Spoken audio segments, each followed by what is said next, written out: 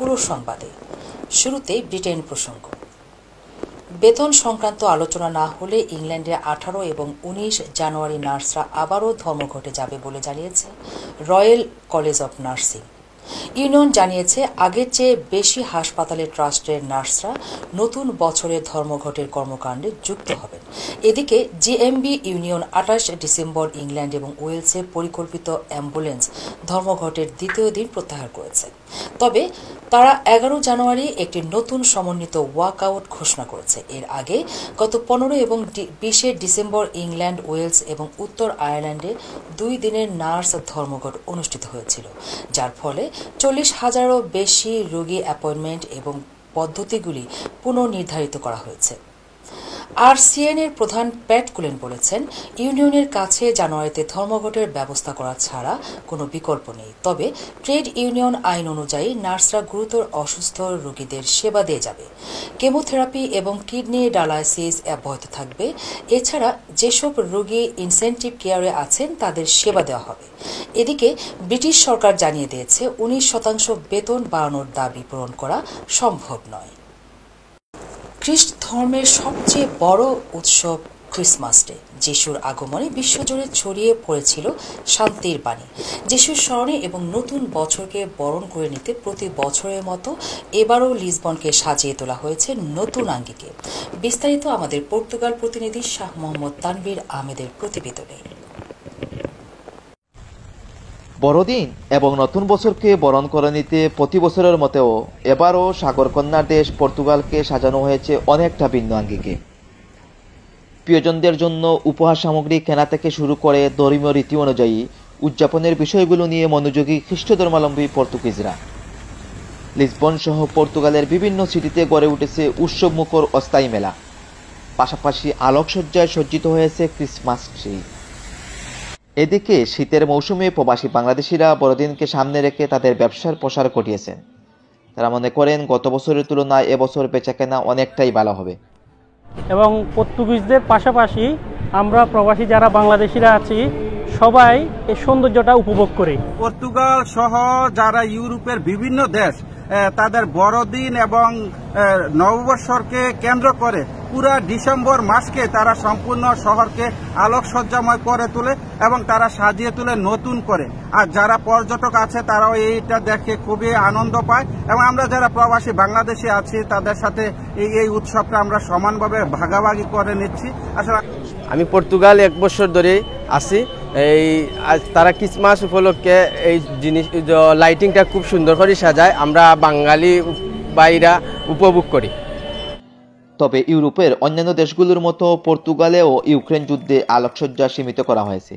রাত 11টার পর বন্ধ হয়ে যাচ্ছে সব ধরনের আলোকসজ্জা। সরকার মনে করছে অন্যান্য বছর তুলনায় এবছর বিদ্যুৎ খরচ অর্ধেক কমে আসবে। বড়দিন এবং নতুন বছর উদযাপন উপলক্ষে নতুন রূপে সেজেছে লিসবন। সন্ধ্যা নামলেই বর্ণিল আলোকসজ্জায় এজন্য ভিন্ন রকম এক লিসবন। শহরের প্রাণকেন্দ্রগুলোতে বসেছে হরেক রকমের মেলা। বড়দিন এবং নতুন বছরকে কেন্দ্র করে প্রিয়জনদের জন্য কেক কিংবা উপহার সামগ্রী ক্রয়ে ব্যস্ত সময় পার করছেন দেশটির খ্রিস্ট ধর্মাবলম্বী অনুসারীরা। Shah Mohammad Tanvir, NTV Europe, Portugal. এদিকে ফ্রান্সের রাজধানী প্যারিসের কেন্দ্রস্থলে এক বন্দুকধারীর গুলিতে 3 জন নিহত ও আরও 3 জন আহত হয়েছে বলে জানিয়েছে কর্তৃপক্ষ। প্রত্যক্ষদর্শীরা বলেছেন হামলাকারী একটি কুর্দি কমিউনিটি সেন্টার এবং একটি রেস্টুরেন্টের লক্ষ্য করে গুলি ছোড়েন। এ ঘটনায় জাতিগত বিদ্বেষের কোনো যোগ আছে কিনা তা খতিয়ে দেখা হবে বলে জানিয়েছে কৌশলীরা। শুক্রবার সকালে এ গুলির ঘটনার পরপরই 69 বছর বয়সী একজনকে আটক করেছে পুলিশ। সন্দেহভাজন ওই ব্যক্তি বছরখানেক আগে প্যারিসে এক শরণার্থী শিবিরে তলোয়ার নিয়ে হামলা চালিয়েছিলেন। নিরাপত্তা হেফাজত থেকেই তিনি সম্প্রতি ছাড়া পেয়েছেন বলেও জানা গেছে। ঘটনাস্থলটি গারু দ্য লিস্ট স্টেশন থেকে খুব দূরে নয় বলে জানিয়েছে বিবিসি। আহতদের মধ্যে 2 জনের অবস্থা আশঙ্কাজনক। স্থানীয় মেয়র আলেকজান্দ্রা কর্দেবার বলেছেন, গুলির ঘটনায় সন্দেহভাজন ব্যক্তি আহত হয়েছেন। মোট 3টি স্থানে গুলি চলে: কুর্দি কমিউনিটি সেন্টার, একটি রেস্তোরাঁ এবং আরেকটি সেলুন। গুলিতে সেলুনের ভেতরের 2 জন আহত হয়েছে। গ্রেপ্তার বন্দুকধারী ফরাসি নাগরিক বলে জানিয়েছেন কয়েকটি স্থানীয় সংবাদ মাধ্যম। দর্শক, এবারে নিয়ে যাব কমিউনিটি প্রসঙ্গে। বাংলাদেশ ওয়েলফেয়ার অ্যাসোসিয়েশন নর্থ লিঙ্কনশায়ারের নতুন কমিউনিটি অভিষেক অনুষ্ঠান এবং মহান বিজয় দিবস উদযাপন উপলক্ষে এক আলোচনা সভা অনুষ্ঠিত হয়েছে। দর্শক, এ নিয়ে বিস্তারিত জানাচ্ছেন আমাদের সহকর্মী Fakhrul Hossain. Bangladesh welfare association north লিঙ্কনশায়ারের নতুন কমিটির অভিষেক অনুষ্ঠান ও বাংলাদেশের মহান বিজয় দিবস উদযাপন উপলক্ষে এক আলোচনা সভা অনুষ্ঠিত হয়েছে গতকাল স্কান্তবের একটি কমিউনিটি হলে। সংগঠনের চেয়ারপারসন এ কে শরীফউদ্দিনের সভাপতিত্বে ও সাধারণ সম্পাদক শফিউল ইসলাম ফয়সল এবং কালচারাল সেক্রেটারি শামসুর রহমান বাবলুর যৌথ পরিচালনায় শুরুতেই পবিত্র কুরআন থেকে তেলাওয়াত করেন কারি সাব্বির আহমেদ। শাসন শোষণ আর অত্যাচার নির্যাতনের পরিসমাপ্তি ঘটাতে নিপীড়িত জনতার দীর্ঘ 9 মাসের যুদ্ধ আর এক নদী রক্তের বিনিময়ে অর্জিত লাল সবুজের পতাকার মর্যাদা ও গুরুত্ব তুলে ধরে বক্তব্য রাখেন সাবেক চেয়ারপারসন কাউন্সিলর মাসুক আলী, জাহাঙ্গীর চৌধুরী, আব্দুল মুহিত গাজী, মুজিব রহমান, কমিউনিটি নেতা এনাম আলী, লতিফ মিয়া, শেখ আব্দুল নূর, নুরুল হক চৌধুরী, মাওলানা আমিনুল ইসলাম, আব্দুল মালিক, আলতাব আলী ও শাহ ওয়েস আলী সহ আরও অনেকেই। নবগঠিত কমিটির চেয়ারপারসন ও জেনারেল সেক্রেটারি আগামী দিনের কার্যক্রমে তাদের মূল লক্ষ্য, উদ্দেশ্য ও কমিউনিটি সকলের সহযোগিতা নিয়ে এগিয়ে যাওয়ার প্রত্যয় ব্যক্ত করেন। আজকে আমি জানাই বিজয়ের শুভেচ্ছা।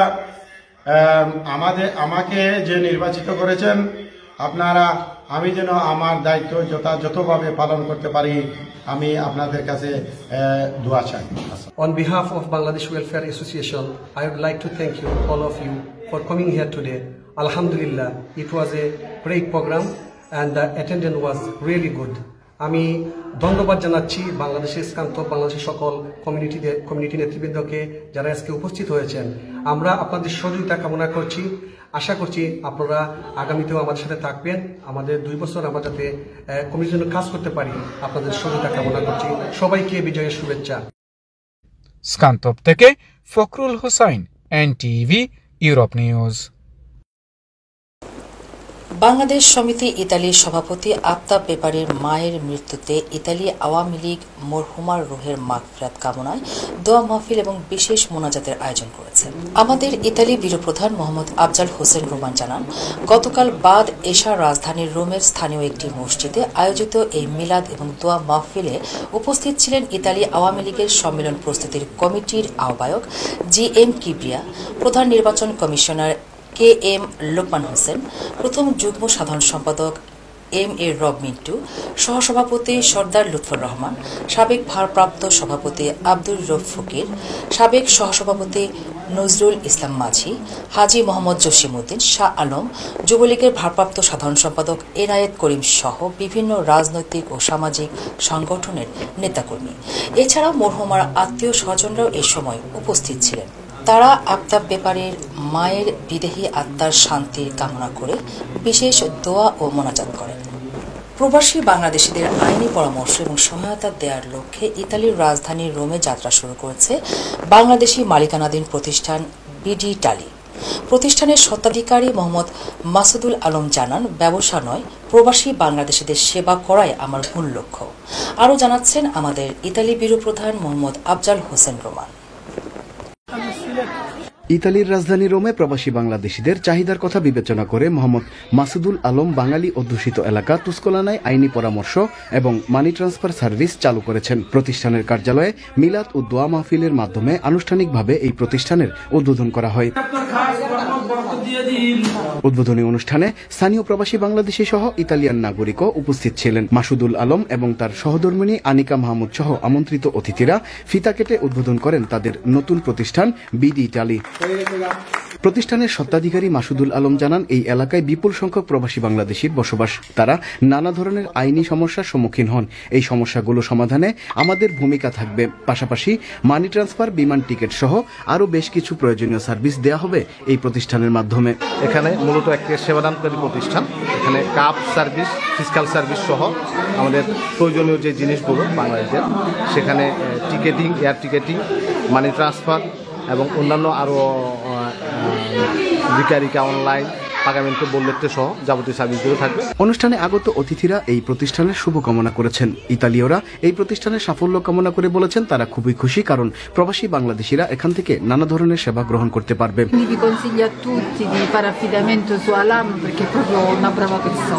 আমাদের সার্ভিসগুলো বাড়ছে, সার্ভিসের প্রয়োজনে আইনগত যে অফিসগুলো এগুলো বৃদ্ধি পাওয়া দরকার আছে। আশা করছি রোমে এই সকল প্রতিষ্ঠান বাঙালিদের বিভিন্ন ধরনের সুবিধা দেওয়ার জন্য আরো প্রতিষ্ঠান প্রতিষ্ঠিত হবে। পরে শিশুদেরকে নিয়ে কেক কাটা হয়। ইতালি থেকে Mohammad Afzal Hossain Roman, NTV Europe. দর্শক, সময় হলো একটি বিজ্ঞাপন বিরতির। ফিরে এসে থাকছে সিলেট ব্যুরো অফিস থেকে পাঠানো তথ্য ও ছবি নিয়ে সংবাদ প্রতিদিনের সিলেট। এরপর দেখবেন প্রতিদিনের সিলেট।